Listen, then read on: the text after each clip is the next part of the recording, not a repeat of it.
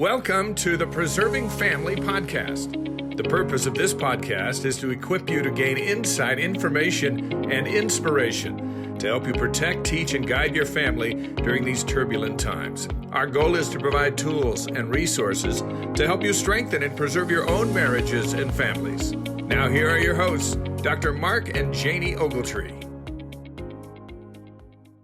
Everyone, thank you for joining me again. I'm back with Dallin H. Loving this so much. It's been a lot of fun for me. I'm going to read to you something that his brother said.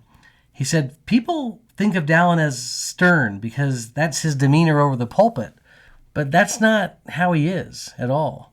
And he just tells of how President Oaks was in a social club back in 1951. This would have been like as a freshman at BYU. We were always dressing up in funny costumes and pulling pranks on another rival group. He was always the life of the party in Chicago, said Marvin Hill. And then this one from another Utah Supreme Court justice. No matter how heated the discussion among the justices might become, Dallin could invariably tell a story that would get everyone laughing. Another justice told the Salt Lake Tribune that whenever lawyers droned on and on with oral arguments, Justice Oaks would begin sliding down in his seat. Anyway, just things like that make it fun to think that President Oaks has a sense of humor. One of the stories that I'll never forget that had a really powerful effect on my life in such a good way was a message that President Oaks gave in the mid-1990s. It may have even been 1994. He said, during my life, I've had many experiences of being guided in what I should do and in being protected from injury, but also from evil. The Lord's protecting care has shielded me from the evil acts of others and also protected me from surrendering to my own worst impulses. I enjoyed that protection one warm summer night on the streets of Chicago. I have never shared this experience in public. I do so now because it is a persuasive illustration of my subject. My wife June and I had attended a ward officers meeting. I think today we'd call that a ward council. When I came to drive her home, she was accompanied by a sister we would take home on our way. She lived in the nearby Woodlawn area, which was the territory of a gang called the Blackstone Rangers. I parked at the curb outside this sister's apartment house and accompanied her into the lobby and up the stairs to her door. June remained in the car on 61st Street. She locked all the doors, and I left the keys in the ignition in case she needed to drive away. We lived on the south side of Chicago for quite a few years and were accustomed to such precautions. Back in the lobby, and before stepping out into the street, I looked carefully in each direction. By the light of a nearby streetlight, I could see that the street was deserted except for 3 young men walking by. I waited until they were out of sight and then walked quickly to our car. As I came to the driver's side and paused for June to unlock the door, I saw one of these young men running back toward me. He had something in his right hand, and I knew what it would be. There would be no time to get into the car and drive away before he came within range. Fortunately, as June leaned across to open the door, she glanced through the back window and saw this fellow coming around the end of the car with a gun in his hand. Wisely, she did not unlock the door. For the next 2 or 3 minutes, which seemed like an eternity, she was a horrified spectator to an event happening at her eye level just outside the driver's window. The young man pushed the gun into my stomach and said, "Give me your money." I took the wallet out of my pocket and showed him it was empty. I wasn't even wearing a watch I could offer him because my watch band had broken earlier that day. I offered him some coins I had in my pocket, but he growled rejection. "Give me your car keys," he demanded. "They're in the car," I told him. "Tell her to open the car," he replied. For a moment I considered the new possibilities that would present, and then I refused. He was furious. He jabbed me in the stomach with his gun and said, "Do it or I'll kill you." Although this event happened 22 years ago, I remember it as if it were yesterday. When I refused, the young robber repeated his demands, this time emphasizing them with an angrier tone and with more motion with his gun. And I remember thinking that he probably wouldn't shoot me on purpose, but if he wasn't careful, and the way he kept jabbing that gun into my stomach, he might shoot me by mistake. The gun looked like a cheap one, and I was nervous about its firing mechanism. "Give me your money." "I don't have any." "Give me your car keys. They're in the car." "Tell her to open the car." "I won't do it." "I'll kill you if you don't." "I won't do it." Inside the car, June could not hear the conversation, but she could see the action with the gun. She agonized over what she should do. Should she unlock the door? Should she honk the horn? Should she drive away? Everything she considered seemed to have the possibility of making matters worse. So she waited and prayed, and a peaceful feeling came over her. She felt it would be all right. And then for the first time, I saw the possibility for help. From behind the robber, a city bus approached. It stopped about 20 feet away. A passenger stepped off and scurried away. The driver looked directly at me, but I could see that he was not going to offer assistance. And I know we can take a time out there and say, hey, wait a minute. Now the bus is right there watching this whole robbery right in front of their eyes, and they just drive away. While this was happening behind the young robber, out of his view, he became nervous and distracted. His gun wavered from my stomach until its barrel pointed slightly to my left. My arm was already partly raised, and with a quick motion, I could seize the gun and struggle with him. Without the likelihood of being shot, I was taller and heavier than this young man, and at that time in my life was somewhat athletic. I had no doubt that I could prevail in a quick wrestling match if I could just get the gun out of the contest. Just as I was about to make my move, I had a unique experience. I did not see anything or hear anything, but I knew something. I knew what would happen if I grabbed that gun. We would struggle, and I would turn the gun into that young man's chest. It would fire, and he would die. I also understood that I must not have the blood of that young man on my conscience for the rest of my life. I relaxed as the bus pulled away, and I followed an impulse to put my right hand on his shoulder and give him a lecture. June and I had some teenage children at that time, and giving lectures came naturally. Look here, I said, this isn't right. What you're doing just isn't right. The next car might be a policeman, and you could get killed or sent to jail for this. With the gun back in my stomach, the young robber replied to my lecture by going through the demands for the third time. But this time, his voice was subdued, and when he offered the final threat to kill me, it just didn't sound persuasive. When I refused again, he hesitated for a moment and then stuck the gun in his pocket and ran away. June unlocked the door, and we uttered a prayer of thanks. We had experienced the kind of miraculous protection illustrated in the Bible stories that I had read as a boy. I have often pondered the significance of that event in relation to the responsibilities that came to me later in my life. Less than a year after that August night, I was chosen to be the president of BYU. Almost 14 years after that experience, I received my present calling. I am grateful that the Lord gave me the vision and the strength to refrain from trusting in the arm of the flesh and to put my trust in the protecting care of our Heavenly Father. I am grateful for the Book of Mormon promise to all of us that in the last days the righteous need not fear, for the Lord will preserve the righteous by his power.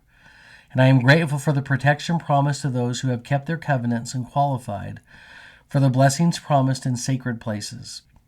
Now that talk is called Bible Stories and Personal Protection. Now back to President Oaks' story for a few minutes here.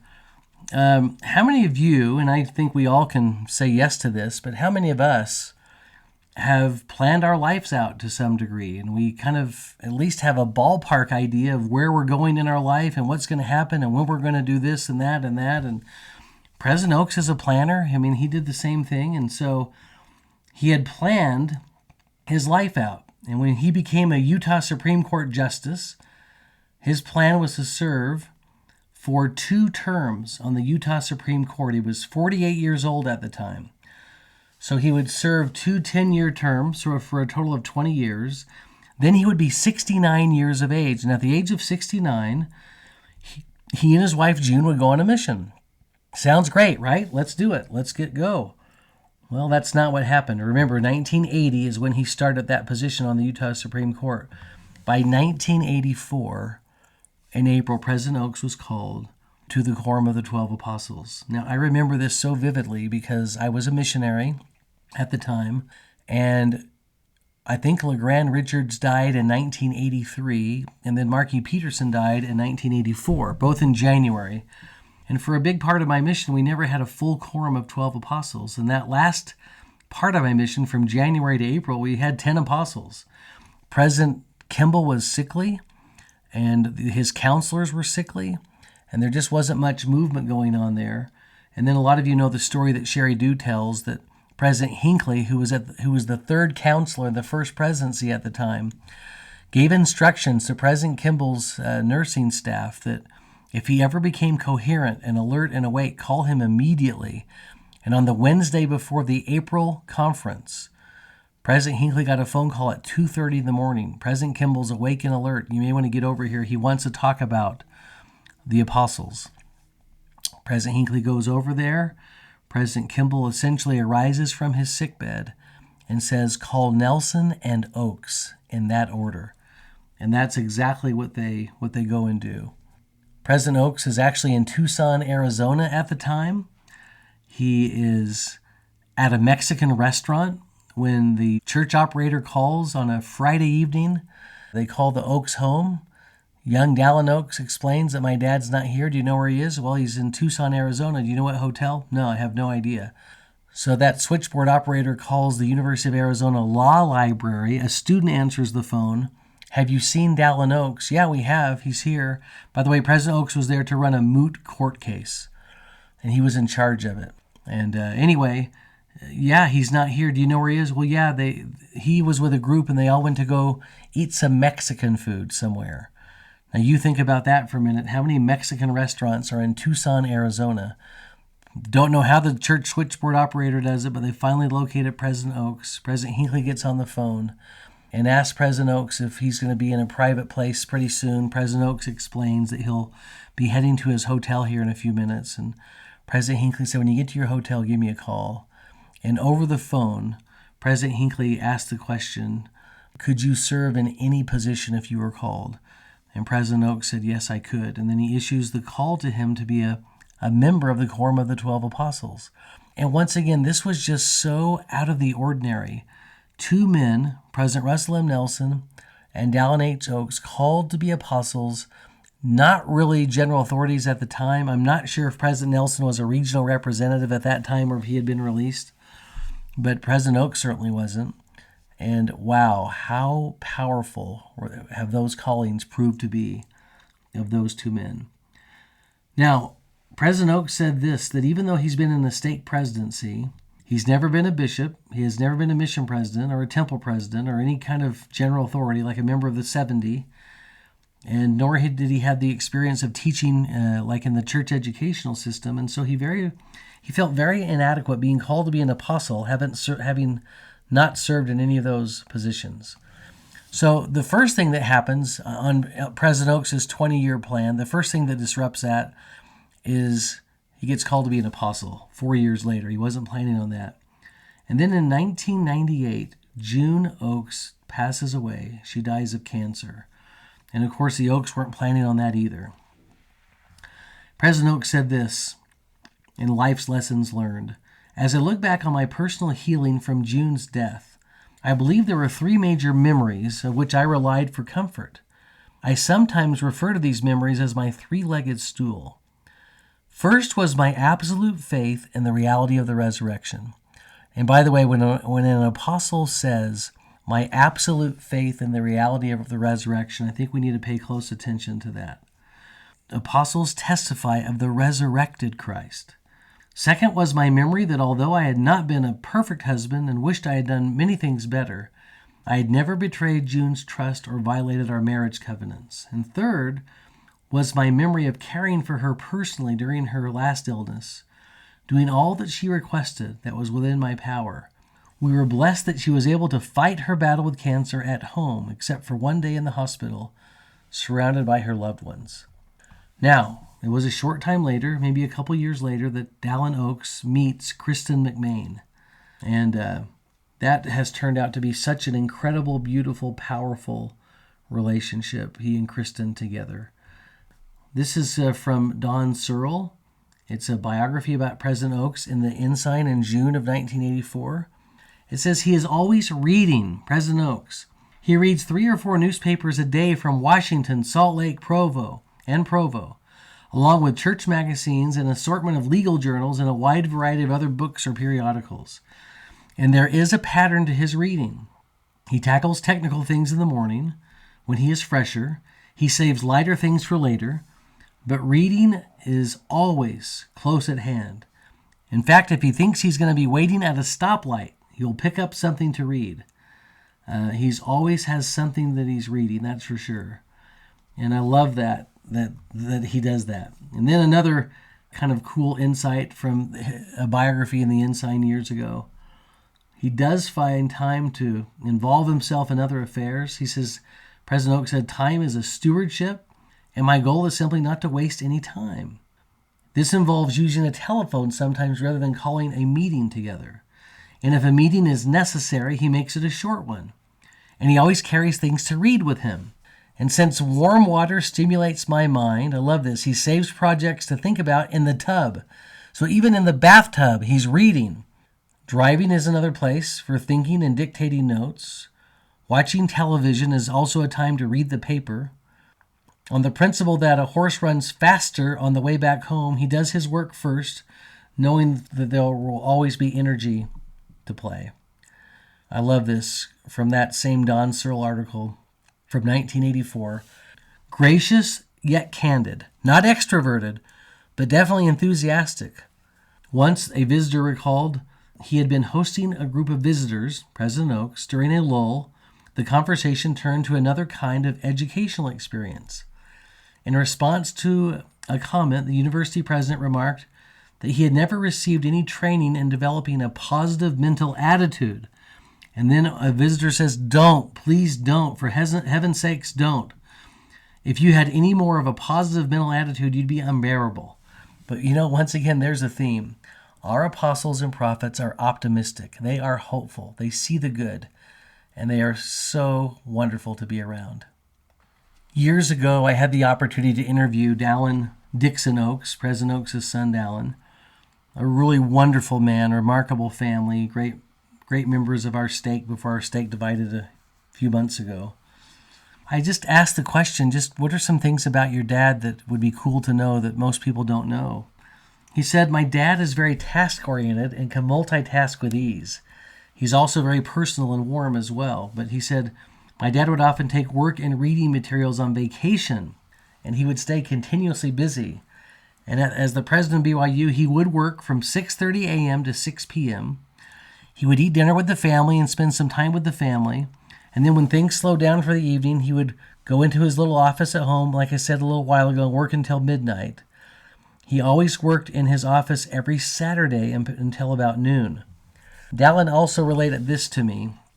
He said that since they lived in that president's home on the campus of BYU, one of the things that President Oaks worried about is that his sons would grow up without a work ethic.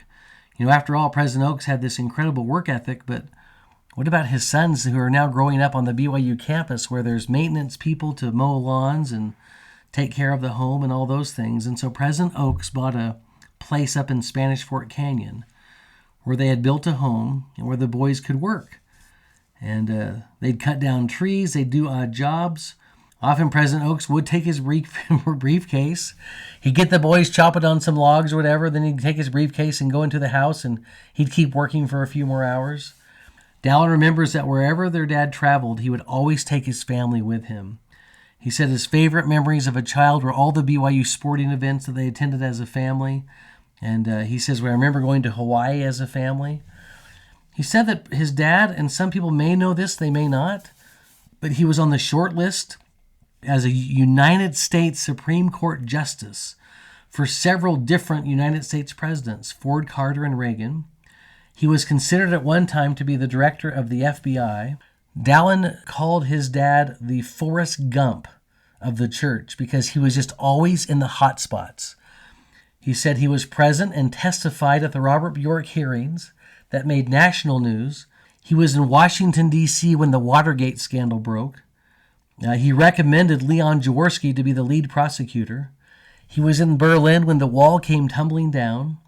He was in Hong Kong when the uprising of Tiananmen Square took place.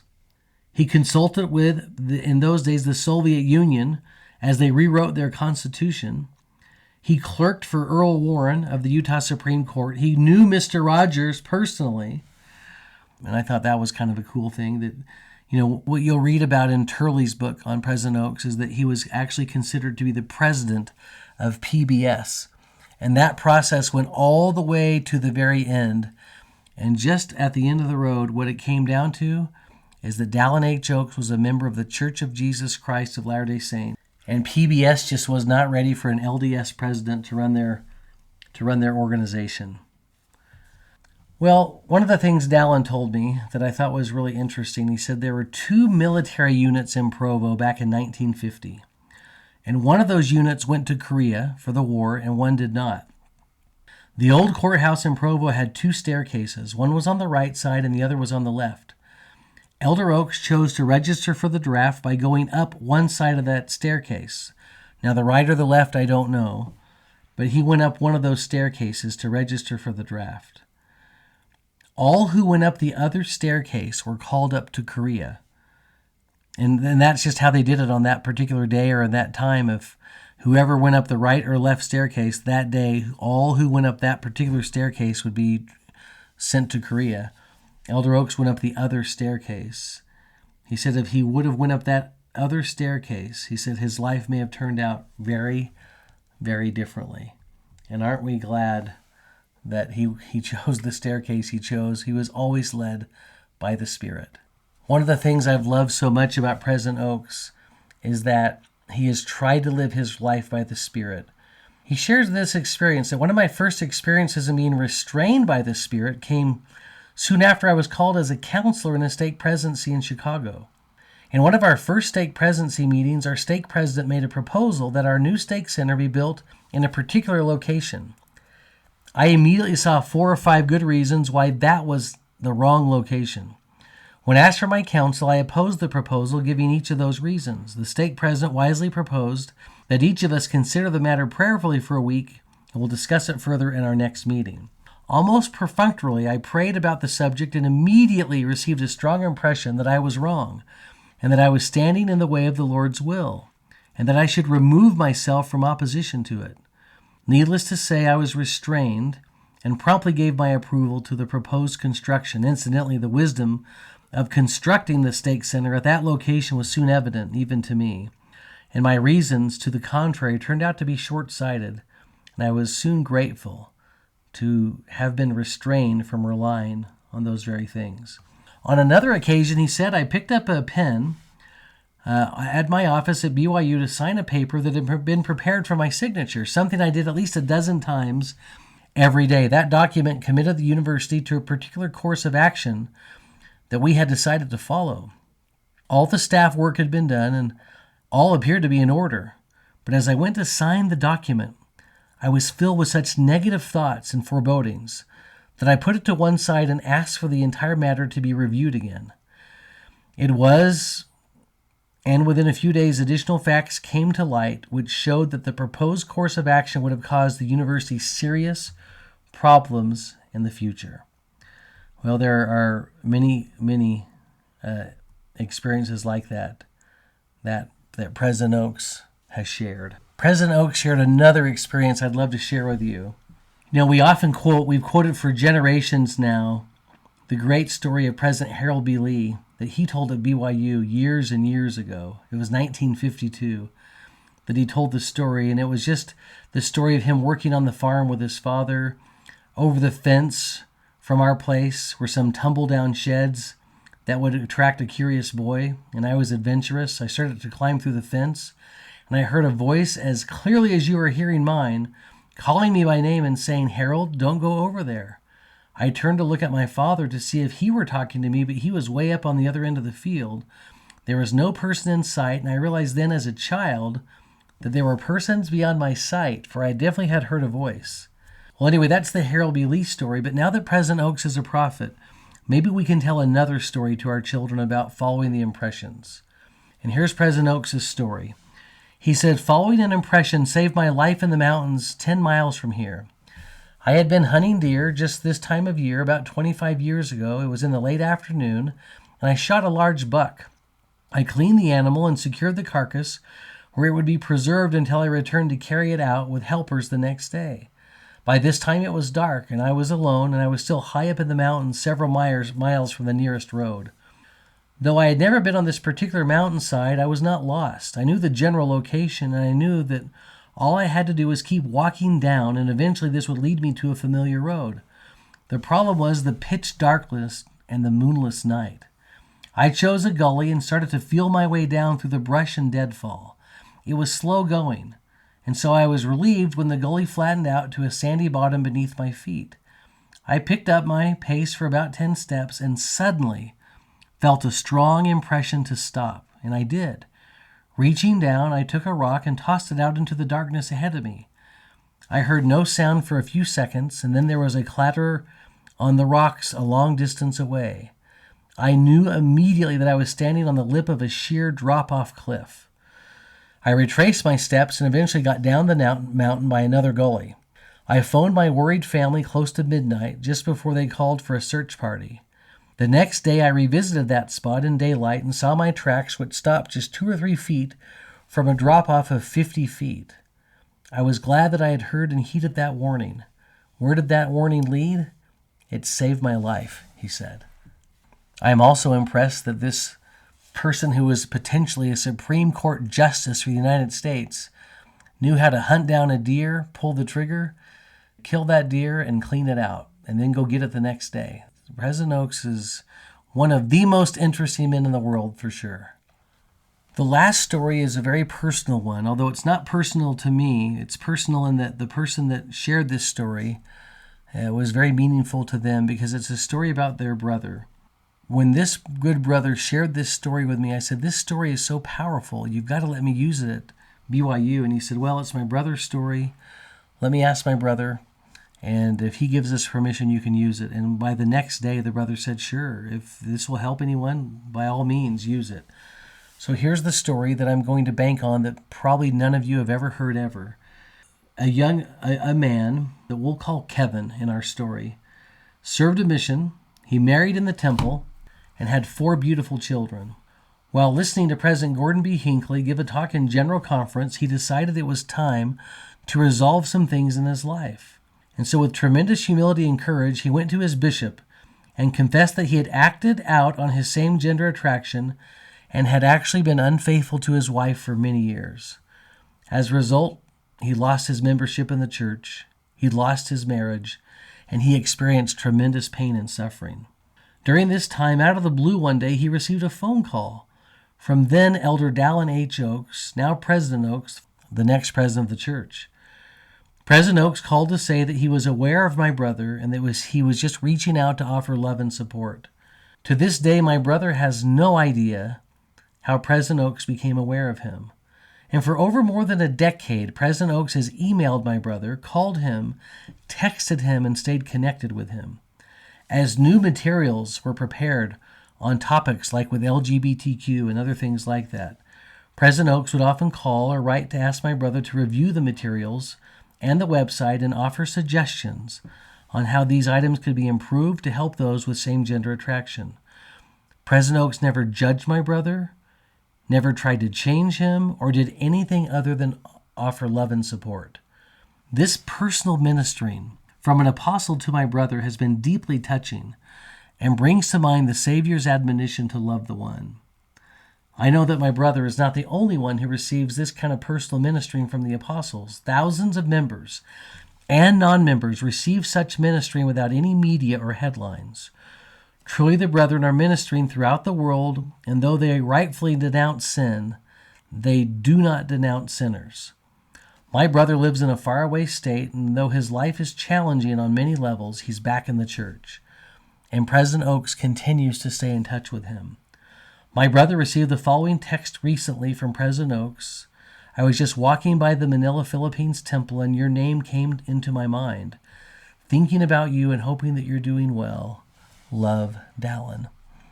That's the President Oaks I would want everyone within the sound of my voice to know. That Dallin H. Oaks is a loving, kind disciple of Jesus Christ in every way. That he has a great sense of humor, that he loves people. He loves to be with people, that he's connected, and he cares. I love that his wife said of him, I've never ever heard him say a negative, critical thing about any other person ever. I love that about President Dallin H. Oaks. He's lived a life where the Lord has protected him and saved him for this very day so that he could lead the Church of Jesus Christ of Latter-day Saints through this critical time in our world's history. I'm really grateful for him and for his life and for his teachings. And I know that we all look forward to sustaining him as the Lord's prophet, seer, and revelator. Everyone, if this podcast has meant something to you, I hope that you will share it with someone, that it could make and brighten their day, help them learn a little bit more about President Oaks. I hope that as parents we could use maybe some of these stories to teach our children. I hope if we're grandparents we could teach our grandchildren about this loving and kind prophet who at the same time, a man of velvet and steel, who will stand for the right and who will defend the faith, and he will defend the family. Well, everyone, have a wonderful, wonderful week. I look forward to seeing you or being with you again next time. And I think I'd like to talk about some of his teachings. Until then, everyone, have a great week.